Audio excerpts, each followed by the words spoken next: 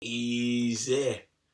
So, obviously the game was played yesterday. Amazing result, away from home, another clean sheet, 2 goals, players stepping up, Captain Odegaard, unbelievable. I was actually DJing in Manchester wearing my Arsenal shirt. I wore the pink one. Obviously after City had lost as well, I was DJing and there was a Brentford fan in there and he was like bigging it up. City fans are worried. I'm not going to lie. This is the biggest compliment that I can take, is that City fans are generally worried.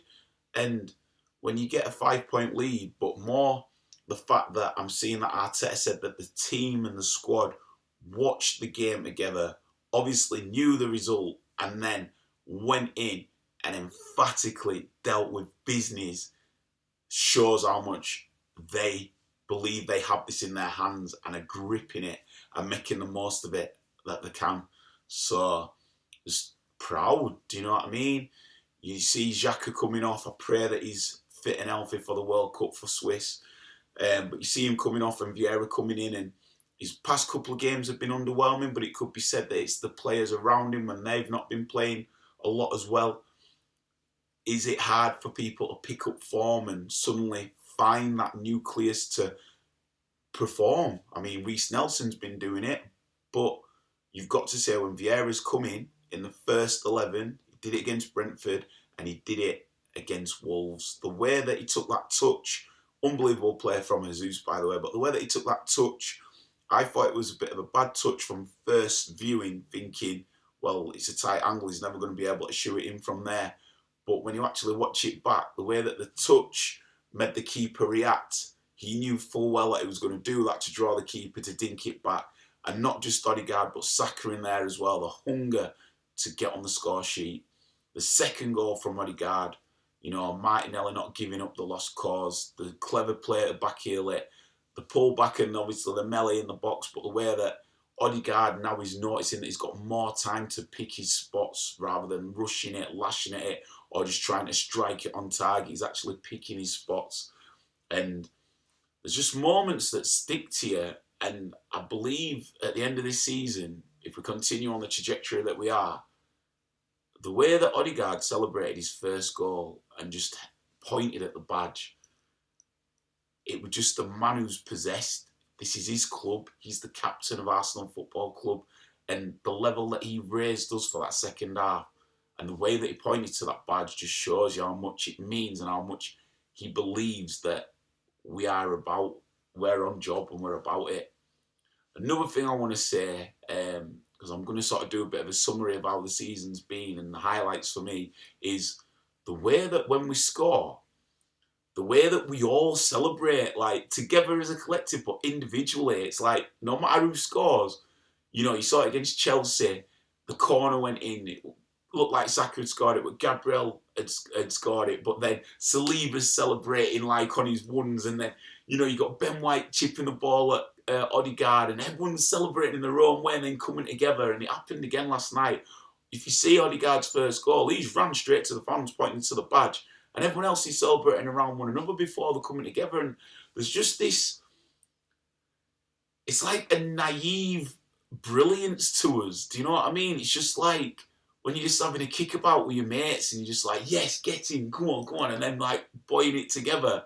It's like there's a belief there, and it's this real camaraderie of loving the fact that one of us have scored, not just going to the goal scorer, not just even going to the person who's set up or assisted, but just having that moment of just, yes, us as Arsenal, we've just scored. Getting, having that moment with whoever's near us. Like even when Tierney scored, man, everyone was like buzzing, like Tierney when he scored against, was it Zurich?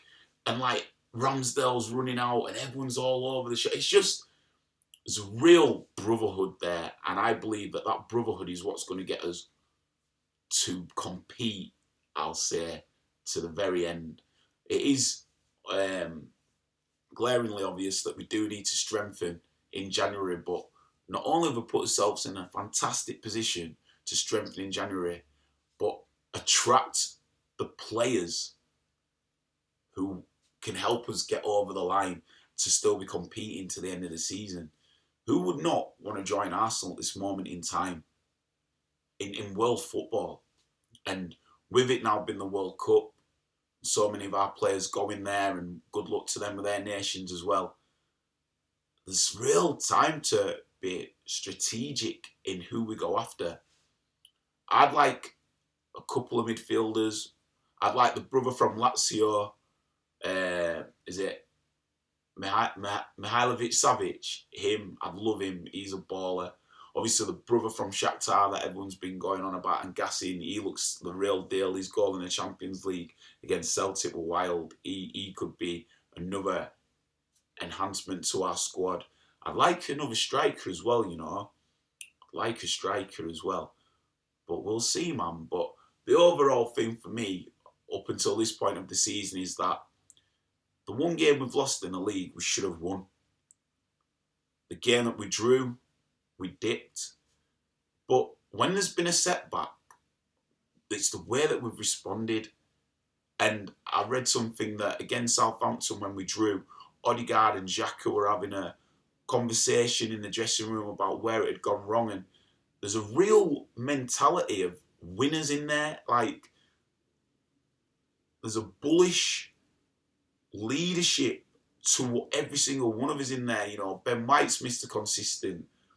Gabriel was solid yesterday, even though he's made his mistakes, but he's learning from it. And that's what I see. I just see a group of players that believe in one another and are boosting one another to be the leaders on the pitch. And each and every game, there's somebody else who's stepping up and taking the mantle and taking control. And collectively, that is what we'll need to see us get over the line.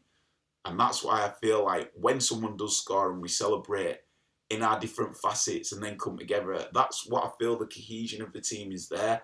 And it's got to be said, it's down to Mikel. And we are so grateful to have a manager like him that is allowing us to feel as we are about our club and see how it is going. You know, like, it's a beautiful time to be an Arsenal fan. You know, all remits of Arsenal, from women's team to the teams in Europe to the youth.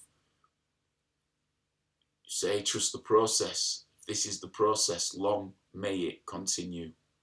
And long may it continue to be us at the top of the league. 5 points clear. As I say, big love to everyone who's playing in there for the respective countries, and let's get back healthy. And yeah, mate, Smith Rowe come back into this as well. Trust, we're on job, man. Believe. And as I say, if you get a chance to go any of the games this season, make sure you do, because there is a special energy and air and connection right now from the fans to the players, all throughout the club. You know what it is? It's harmony. You know what happens when there's harmony? Victory. So Victoria Concordia Crescent, my people. Big love. I'll probably be doing some reviews for the World Cup. We'll see what Mo's saying about that. If not, I'll land you Boxing Day when we're back repping top of the league and see if we can continue now where we've set to continue to achieve great things this season. Peace. Stay blessed, man.